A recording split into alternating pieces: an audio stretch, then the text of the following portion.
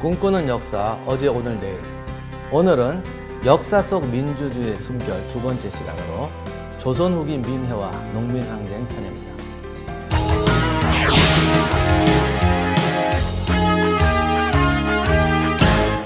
우리가 흔히 도시는 좀 냉랭하고 시골은 인심이 좋다라고 합니다. 그 인심이 좋다라는 말은 여러 가지 의미가 있는데 실제로 이 좀 인심이 푸근한 데 가보면 이게 남의 일에 이렇게 개입하는 걸 좋아합니다. 도시 사람들은 이런 걸 참견이라고 하고 농촌 사람들은 이런 거를 관심이라고 표시하죠. 조선시대에도 그랬던 것 같습니다. 시골에 가면 뭐 낯선 사람이 대화에 끼어들고 다른 사람 지나가는데 뭐 이런저런 일에 이렇게 흥미를 보이고 그런 격이 많았죠. 19세기에 어떤 분이 지방을 여행하고 있었습니다. 그런데 어느 마을에 들어갔더니 사람들이 여기저기 모여서 한참 열띤 토론을 하고 있는 겁니다. 지나가다가 어느 분들 이야기하는 데 가서 이렇게 끼었더니 세금을 얼마 내는 게 적당한 것이냐 가지고 이제 막 열띤 토론을 하고 있어요. 그랬더니 그분이 한 15냥, 14냥 뭐 이 정도면 우리가 만족할 수 있다. 뭐 이런 얘기를 했던 겁니다. 이분이 그 얘기를 듣고 또 길을 재촉했습니다. 가다가 보니 이번에는 더 많은 사람들이 모여서 더 열띤 토론을 하고 있는 것을 봤습니다. 이분이 그냥 지나갔으면 되는데 그 동네 분도 아닌데 괜히 끼어들었죠. 그랬더니 뭐 세금을 5냥을 내자, 뭐 7냥을 내자, 못 낸다 막 이러고 있는 겁니다.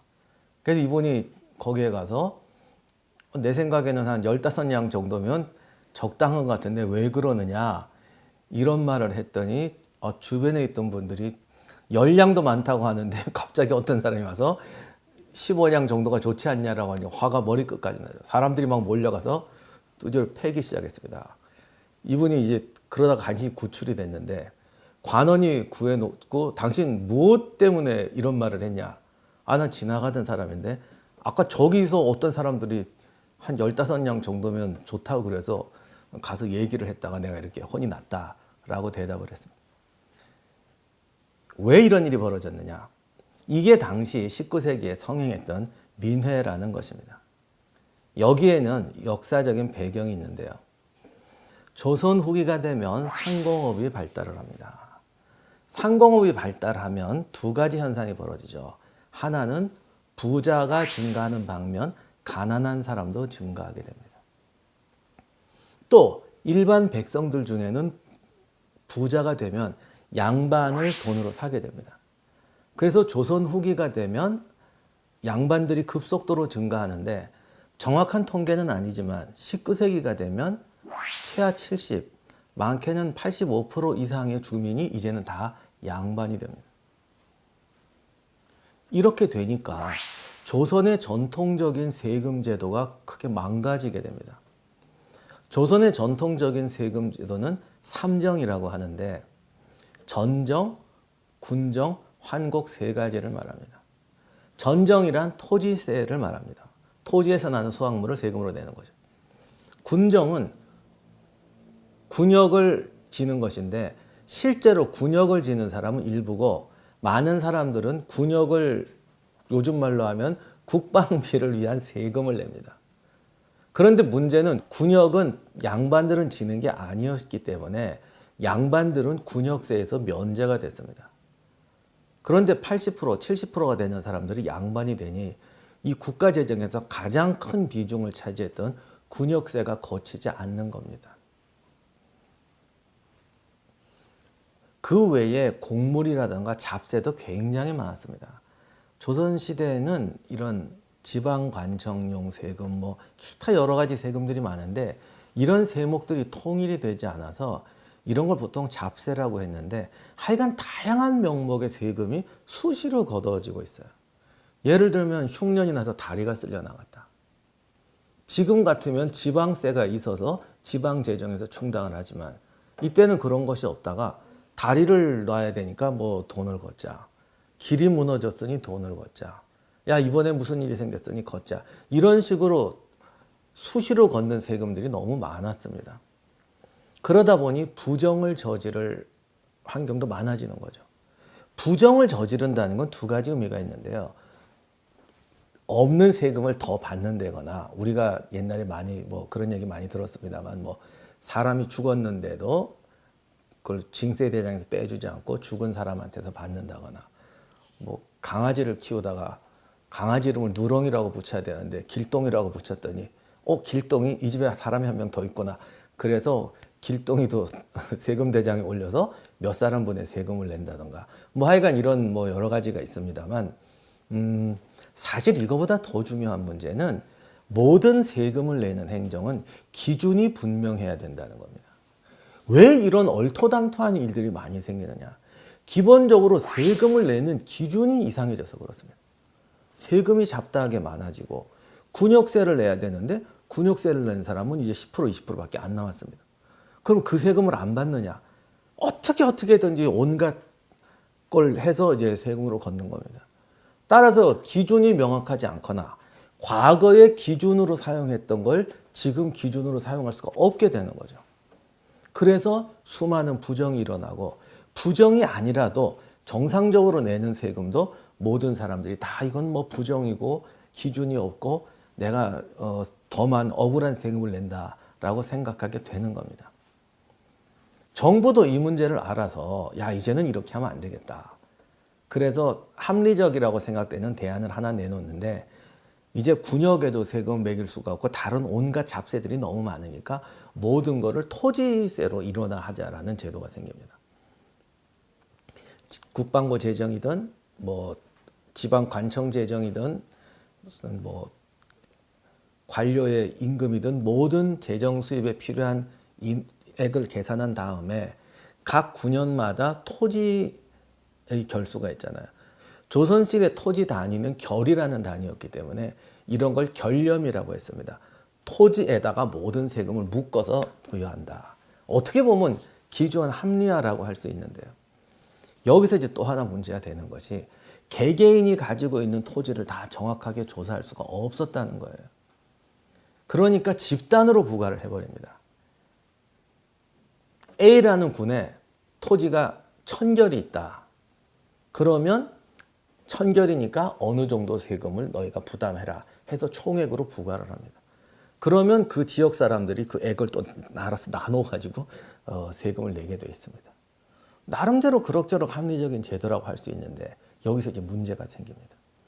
문제는 지역마다 지방 예산도 있고 뭐도 있고 해서 일치가 안 되는 거예요. 그리고 하도 이 세금 부정이 오래 계속되다 보니 각 고을마다 내지 못한 세금이 너무 많습니다. 정부는 과거의 미수금을 탕감해주면 사람들이 습관적으로 안 내기 때문에 절대 탕감은 못 해준다. 이렇게 됩니다. 그러니 온 주민이 세금을 걷어서 내봤자 지난 몇 년 동안 빚진 것 얼마를 갚는 것 외에도 아무것도 안 되는 거죠. 이렇게 되니까 지역마다 세금액이 일정하지가 않습니다. 올해 재정만 갖고 보면은 뭐 결렴 얼마를 한다라고 국가에서 규정해 줄 수가 있는데, 각종 잡세에다가 과거에 안 낸 것까지 다 모아서 세금을 내라 이렇게 되니까 수령들이 상황을 봐서 액을 정해버릴 수밖에 없는 거죠. 이걸 결렴이라고 하는데, 이 결렴이 어떨 때는 2배도 되고 3배도 되고 4배도 되니까 주민들이 똑같이 분노하게 되는 겁니다.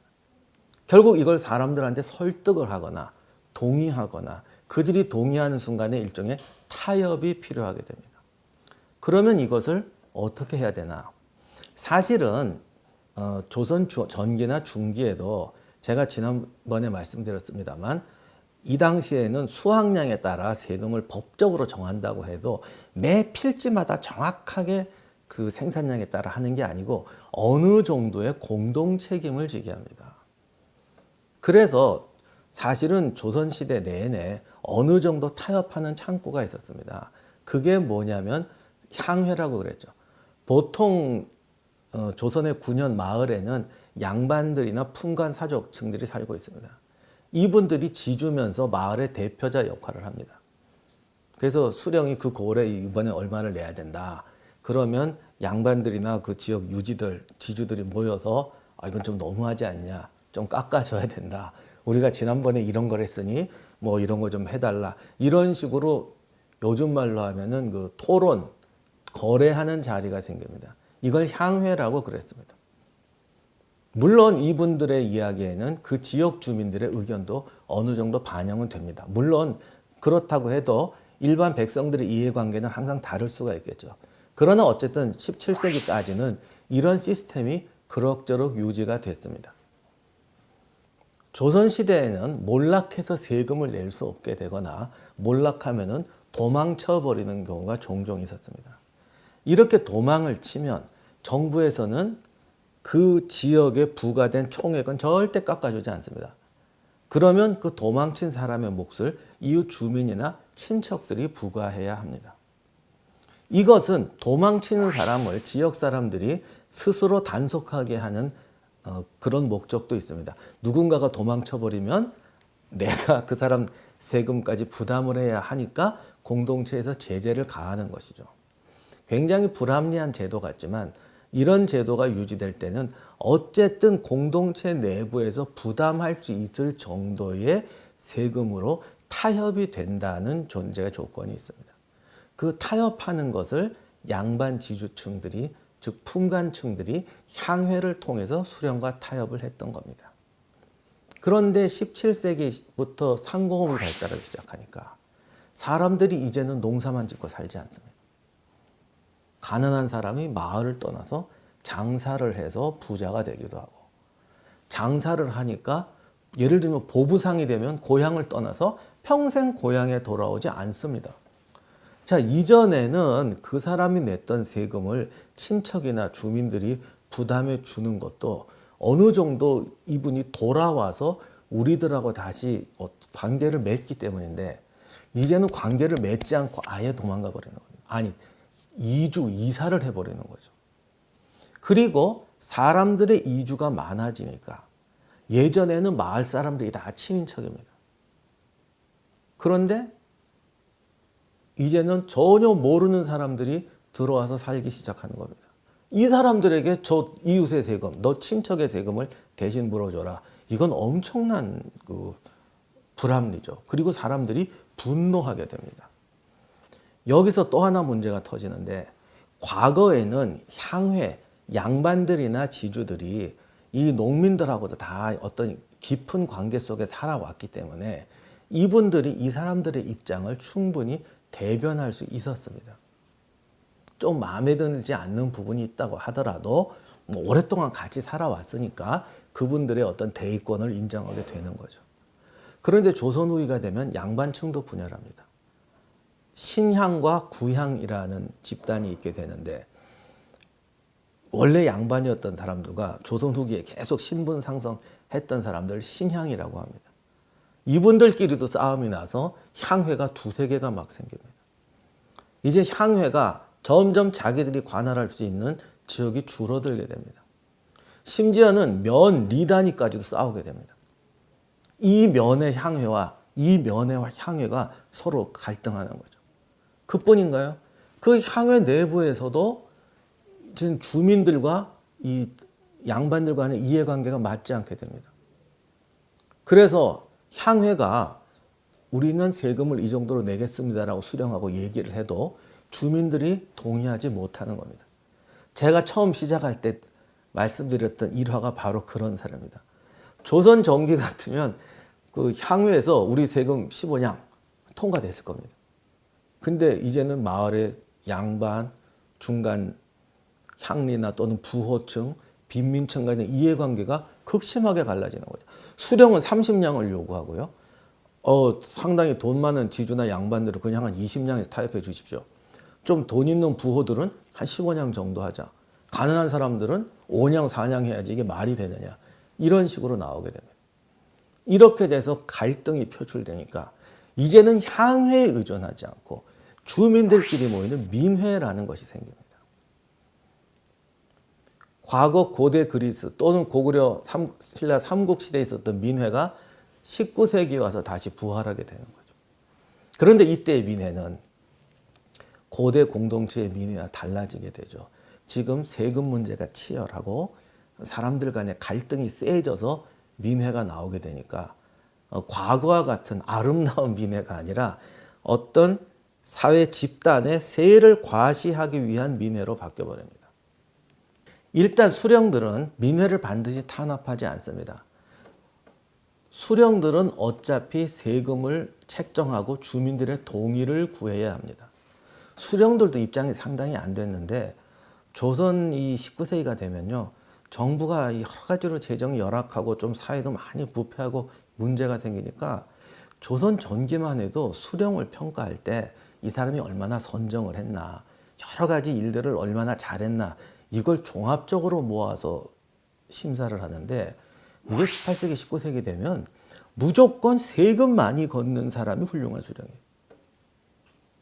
그뿐이 아니에요.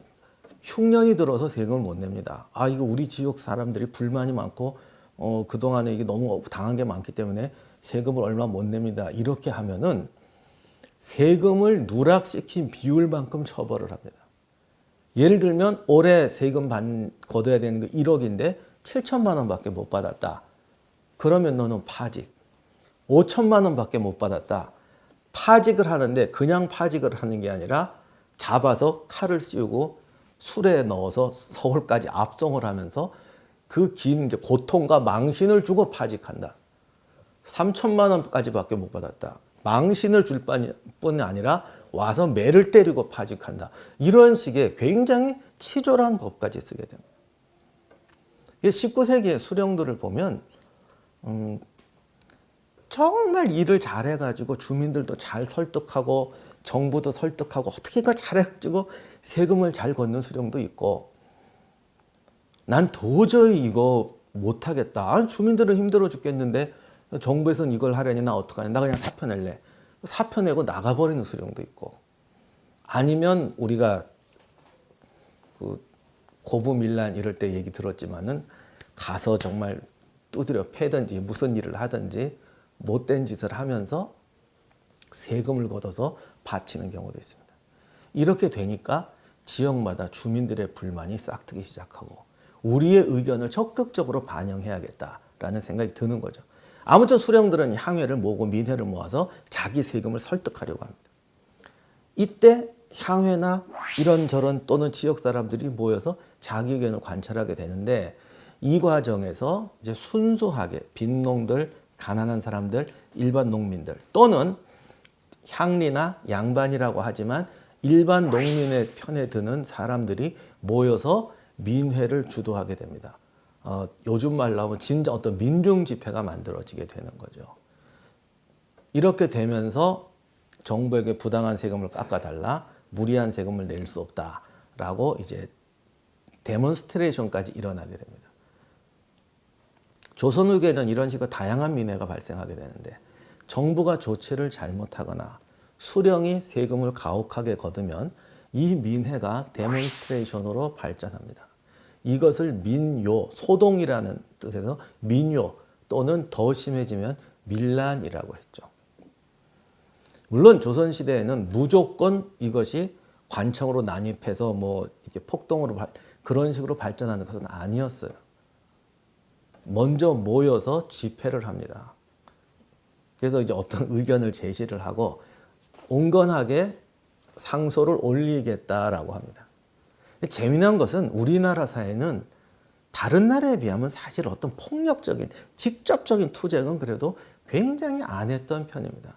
사실 조선 왕조가 500년을 지속됐다는 것은 사실은 굉장히 온건하고 관원들이나 우리가 뭐 탐관오리 이런 말들 하지만 모든 관원들이 부패하고 정말 정부 대신들이 탐욕스럽고 이랬던 것은 아닙니다.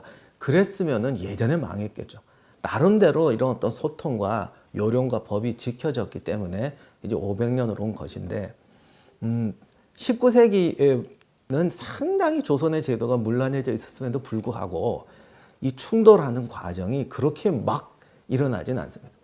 자, 일단 한 마을에서 뭔가 불만이 났을 때 사람들이 모입니다. 집회가 열리는 거죠. 집회를 열려면 뭔가 주동자급이 있어야 됩니다. 그 주동자는 마을 주민일 수도 있고 향리일 수도 있고 또는 전통적인 양반 지식인 층에서 나옵니다. 한 이런 몇 사람들이 모여서 마을에 집회를 엽니다. 이 집회가 성공적으로 여러 명이 모여서 이거 세금 이런 거 우리 항의하자라고 얘기하면 다른 마을에서도 호응을 합니다. 면리 여러 마을에서 호응을 해서 이 집회가 커지게 됩니다. 이럴 때 도시 도자, 모을 도자 해서 도회라고 그럽니다. 한 9년에도 큰 집회가 열리게 되는 거예요. 이게 도회로 발전해서 크게 사람들이 모이게 되면 관청에서도 깜짝 놀랍니다. 이거 문제가 생겼구나. 그러면 관청에서 빨리 교섭인을 내보냅니다.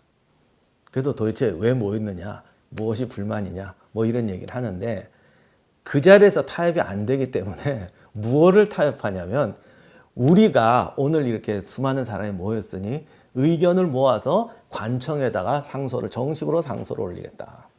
그걸 소지라고도 하고 하여간 뭐 건의서라고 할 수 있는데 올리겠다라고 합니다. 이걸 접수해 주라. 그러면 관청에서 못 받는다. 일단 해산해라. 해산하면 내가 당신들 얘기 충분히 들어주겠다. 이러고 싸우기 시작합니다. 그냥 무조건 너 당신 불법이다. 이건 불법 집회다. 이러지는 않습니다. 또 반대로 우리가 이렇게 모여서 이걸 소지를 올리겠다 그러면 또 그냥 받아주겠다. 또 이렇게는 안 하는데 아무튼 이것도 수령에 따라서 구년 사정에 따라서 많이 다릅니다만 모여서 소지를 올리겠다고 했을 때 관에서 수령이 판단하기에 이건 좀 들어줘야겠다 싶으면 소지를 올리라고 해서 그걸 들어주고 뭐 세금을 타협하고 하기도 합니다. 물론 그러다가 수령이 사표를 내고 나가야 하는 수도 있고 잡혀가는 수도 있습니다만 어째 이런 식으로 하죠. 이렇게 잘 되면 다행인데 잘 안 되는 경우가 있습니다. 수령이 못 받아주겠다고 고집을 피우는 겁니다. 수령 입장에서도 이걸 받아줬다가 자기가 이제 험한 꼴을 당할 수가 있으니까 또 그런 경우도 있습니다. 그러면 이 소지가 안 되면 점점 커지다가 이게 밀란으로 발전합니다. 그러나 밀란이라는 것이 반드시 폭력적인 행위였던 건 아니었어요. 이제 안 들어주면 관청 앞에 몰려가고 그래도 안 들어주면 관청을 깨부시고 이런 게 있는데 그래도 폭력 행사는 굉장히 자제했기 때문에 가장 전형적인 방법이 하나가 수령을 싸서 9년 경계까지 가서 9년 경계 밖에 내버리는 겁니다. 조선시대는 사실 전기부터 수령이 통치를 잘못하거나 이런 문제가 발생해서 마을에서 군에서 쫓겨나게 되면 그게 굉장히 치욕이 됩니다. 그런 사람은 나중에 관원으로 등용될 때 치명적인 핸디캡이 되고 당연히 이제 승진길이 막히게 되죠. 그래서 이제 그런 소요나 이런 문제를 적절히 타협을 하고 했는데 조선 후기가 되면 중앙정부도 악독해져서 세금 못 깎아준다. 이렇게 되니까 수령이 중간에 껴서 이쪽 편을 들다가 파면되기도 하고 정부 편을 들다가 탄압하기도 하죠. 그러나 이제 19세기 되면 사실은 탄압이 굉장히 강해집니다. 그래서 이 전형적인 방식이 민회를 요구해서 민란으로까지 가게 되면 이제 도나 정부에서 옵니다. 이때 흔히 쓰는 수법이 들어주겠다라고 하는 겁니다. 상급관청에서 와서 들어주겠다. 그러면 순진한 농민들은 해산을 합니다. 그러면 그걸 들어주고 주동자를 잡아서 처벌을 합니다. 이런 걸 소위 말하는 분열책이라고 그러는데 참 묘하게도 그렇게 되면은 그 주동자를 위해서 농민들이 다시 결집하지 않는 경우가 여러 번 있었습니다. 항상 그런 것은 아니겠습니다만 이분들이 또 도망가고 이렇게 됩니다. 우리가 알고 있는 흔히 말하는 철종대 임술밀란이라는 것은 1864년에 벌어졌던 전국적인 밀란을 말하는데 당시 사회에 어떤 문제가 지속적으로 쌓여오다 보니까 1864년의 밀란은 중요한 것이 과거에는 이런 밀란들이 이런 지역 단위에서 가끔 가다가 일어났는데 이것이 쌓이다 보니까 진주에서 벌어졌던 당시 용어는 밀란이라고 하죠. 물론 이 용어가 뭐 기분 나쁘다고 말씀하시는 분도 있는데 저는 그냥 역사 용어니까 쓰겠습니다. 밀란, 진주, 임술밀란, 진주밀란이 벌어지니까 이것이 소문이 나면서 전국 여기저기서 이제 막 벌어집니다. 그래서 뭐 전국 팔도에서 수백 건의 밀란이 나게 되는데 정부는 이 방식에 대해서 전부 똑같은 방식으로 대응합니다. 한 번은 세금을 감해준다. 그러나 주동자는 처벌한다. 그리고 그 감면의 효과는 얼마 안 가죠. 그러다 또 뭐 몇 년 지나면 또 똑같은 방식으로 또 하게 됩니다. 결국 조선 후기의 밀란은 이제 향회가 대표성을 상실하고 정부가 농민에 대해서 또는 조선 왕조가 지켜져 왔던 어떤 법치와 그 국가 운영의 양심과 원칙을 상실했을 때 민중들이 자기의 권익을 대변하기 위해서 만들었던 집회라고 말할 수가 있습니다. 이것이 고대 그리스의 민회하고 다른 점이죠. 또는 고대 사회의 민회하고 다른 점이죠. 왜냐? 고대 사회의 민회라는 것은 지역민들이 동의하고 그 정책에 대해서 동의하고 함께 나가자고 하는 결정이었고, 이것은 이 지역 공동체 또는 지역의 양반층, 부호층, 농민층 이런 사람들 이해관계가 일치되지 않게 되고 정부가 정책에 대한 신뢰와 원칙을 잃어버렸기 때문에 가장 약했던 사람들이 우리의 권위를 주장하기 위해서 일어났던 것이 민회고 밀란입니다. 결국 이 문제는 국가가 본연의 모습을 되찾아서 민중들이 납득할 수 있고 동의할 만할 수 있는 정책을 내어놓아서 이제 국민들의 민회와 투표라는 것이 그 정책에 다시 동의하고 그 준수를 서약할 수 있을 만한 신뢰성을 회복하게 되어야 다시 새로운 민주주의가 만들어지는 것이죠. 따라서 19세기 말의 민회라는 것은 국가가 올바른 정책과 동의성을 상실했을 때 민중들이 표현한 자신들의 권익을 표현한 집회라고 할 수가 있어요.